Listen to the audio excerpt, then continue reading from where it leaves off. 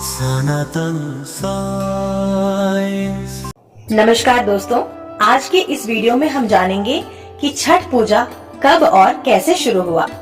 छठ पूजा की परंपरा सदियों पुरानी और अत्यंत पवित्र मानी जाती है। यह पूजा मुख्य रूप से भगवान सूर्य, जिन्हें जीवन के ऊर्जा स्रोत और स्वास्थ्य के प्रतीक के रूप में देखा जाता है, और छठी मैया जो मातृत्व और शक्ति की देवी हैं, उनकी आराधना के लिए यह पूजा समर्पित है। इसका इतिहास अति प्राचीन काल से जुड़ा है, जब ऋषि मुनियों और हमारे पूर्वजों ने सूर्य देव को न केवल सृष्टि का पोषक बल्कि मानव जीवन की हर प्रकार की ऊर्जा का आधार माना था। इस पर्व की शुरुआत और इसके महत्व को लेकर कई पौराणिक कथाएं और ऐतिहासिक संदर्भ मिलते हैं, जो इसे और भी विशेष बनाते हैं। महाभारत से लेकर वैदिक काल तक छठ पूजा का उल्लेख उन मान्यताओं और आस्थाओं में मिलता है जो प्रकृति और ब्रह्मांड की शक्तियों से जुड़ी है। यह पूजा एक ओर जहां आध्यात्मिक ऊर्जा और समर्पण की भावना को प्रकट करती है, वहीं दूसरी ओर इसमें प्राकृतिक संतुलन और जीवन की संतुष्टि का संदेश भी छिपा है। छठ पूजा अपने आप में संयम, साधना और श्रद्धा का पर्व है, जिसमें उपवास, जल प्रणाम और सूर्य उदय तथा सूर्यास्त के समय अर्घ देने की परंपरा शामिल है। यह न केवल एक धार्मिक अनुष्ठान है, बल्कि एक ऐसा आध्यात्मिक अनुभव भी है जो मानव और प्रकृति के बीच एक अद्वितीय संबंध को मजबूत करता है। चलिए जानते हैं इस पर्व के प्रारंभ से जुड़ी कुछ महत्वपूर्ण कथाएं और ऐतिहासिक संदर्भ। छठ पूजा की उत्पत्ति की एक प्रमुख कथा महाभारत काल से जुड़ी है। पौराणिक कथाओं के मुताबिक छठ पूजा की शुरुआत महाभारत काल में हुई थी। कहा जाता है कि सबसे पहले सूर्यपुत्र कर्ण ने सूर्य की पूजा की थी। कर्ण भगवान सूर्य के परम भक्त थे और वे रोज घंटों पानी में खड़े होकर सूर्य देव को अर्घ देते थे। सूर्य की कृपा से ही वे महान योद्धा भी बने थे। आज भी छठ में अर्घ दान की यही परंपरा प्रचलित है। छठ पूजा की उत्पत्ति की एक और प्रमुख कथा महाभारत काल से ही जुड़ी हुई है। कहा जाता है कि जब पांडवों ने अपना सारा राज्य जुए में हार दिया था, तब द्रौपदी ने छठ का व्रत रखा था, ताकि पांडवों को अपना खोया हुआ राज्य वापस मिल सके। उनकी इस कठिन तपस्या के परिणाम स्वरूप पांडवों की कठिनाइयां दूर हुई।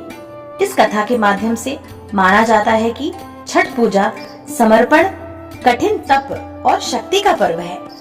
छठ पूजा का संबंध वैदिक काल से भी है, जब ऋषि मुनि सूर्य देव की पूजा करते थे और उनकी आराधना के माध्यम से ऊर्जा और स्वास्थ्य की प्राप्ति का मार्ग अपनाते थे।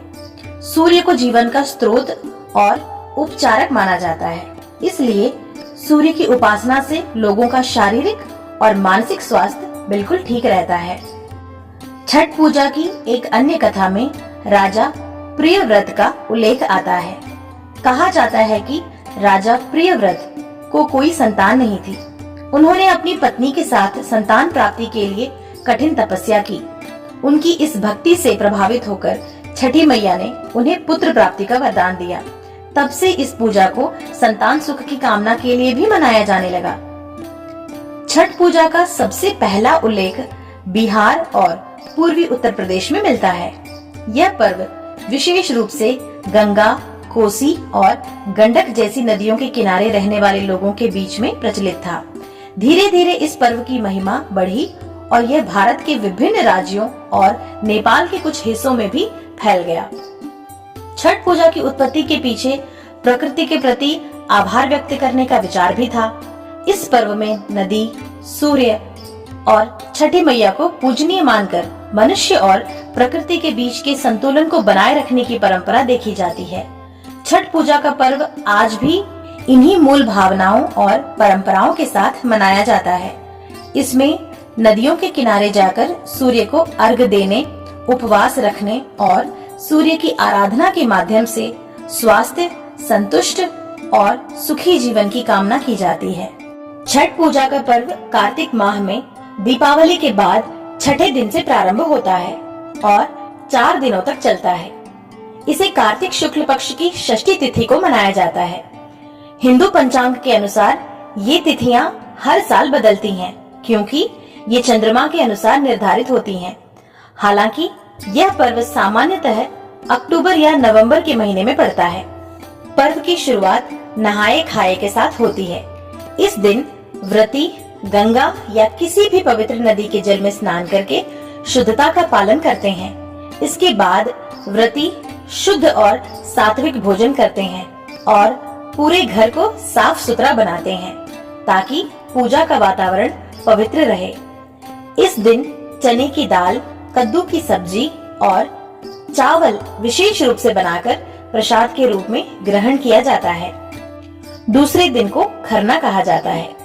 इस दिन व्रती पूरे दिन निर्जला उपवास रहते हैं और शाम को अर्पित भोग के रूप में गुड़ की खीर और रोटी का प्रसाद बनाते हैं। इस प्रसाद को सभी के साथ मिलकर ग्रहण किया जाता है और इसके बाद व्रती का 36 घंटे का निर्जला व्रत शुरू होता है। तीसरे दिन को संध्या अर्घ्य कहा जाता है।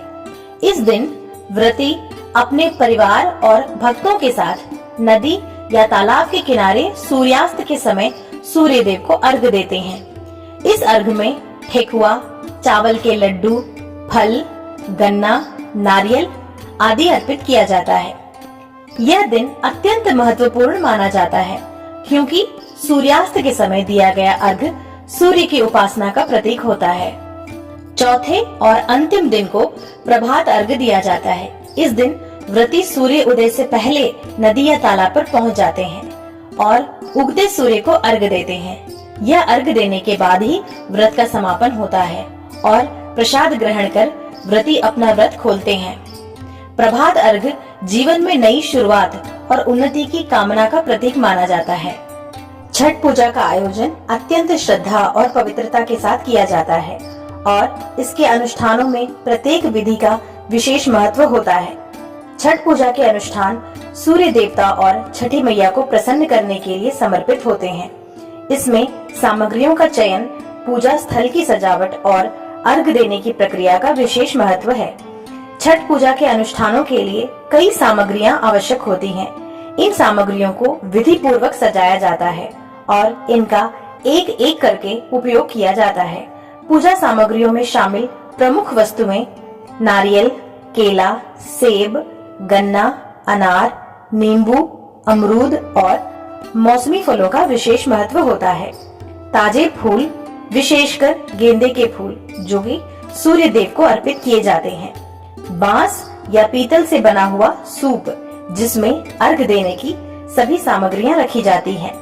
मिट्टी के दिए, जो जल में प्रवाहित करने के लिए उपयोग किए जाते हैं। इन्हें घी या तेल से भरकर जलाया जाता है। गेहूं के आटे, गुड़ और घी से बने हुए ठकुआ का प्रसाद। पूजा में खड़ा गन्ना और उसके पत्ते सजावट के लिए उपयोग किए जाते हैं। सूर्य देव को अर्पित करने के लिए कच्चा चावल, सिंदूर, हल्दी, कुमकुम और पान, ये पूजा की अन्य आवश्यक सामग्रियां होती हैं। छठ पूजा नदी, तालाब या जलाशय के किनारे की जाती है। पूजा स्थल की सजावट अत्यंत पवित्रता के साथ की जाती है और इन्हें संवारने के लिए विशेष तैयारी की जाती है। छठ पूजा के दौरान कई लोकप्रिय लोकगीत गाए जाते हैं, जैसे उगी सूरज देव और छठी मैया के गीत। यह लोकगीत विशेष रूप से पूजा की भावना और संकल्पों को दर्शाते हैं। इसके अलावा इस अवसर पर कई विशेष व्यंजन भी बनते हैं, जैसे ठेकुआ, जो गुड़ और आटे से बनता है। यह स्थानीय परंपरा का एक हिस्सा है, जिसे श्रद्धा के साथ में तैयार किया जाता है। छठ पूजा का सामूहिक प्रभाव बहुत गहरा होता है। यह पर्व न केवल परिवारों में एकता को बढ़ावा देता है, बल्कि समाज में भी भाईचारे को मजबूत करता है। इस दौरान लोग एक दूसरे की मदद करते हैं, एक साथ मिलकर पूजा करते हैं और परंपराओं का पालन करते हैं। यह पर्व हमें याद दिलाता है कि हम सभी एक परिवार की तरह हैं और हमें एक दूसरे का सहारा बनना चाहिए।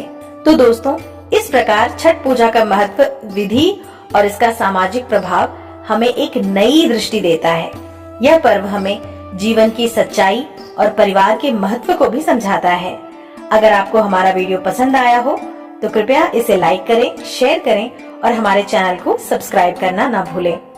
आपके अनुभव और विचार जानने में हमें खुशी होगी, इसलिए कमेंट में अपनी बात जरूर शेयर करें। धन्यवाद और छठ पूजा की अनंत शुभकामनाएं।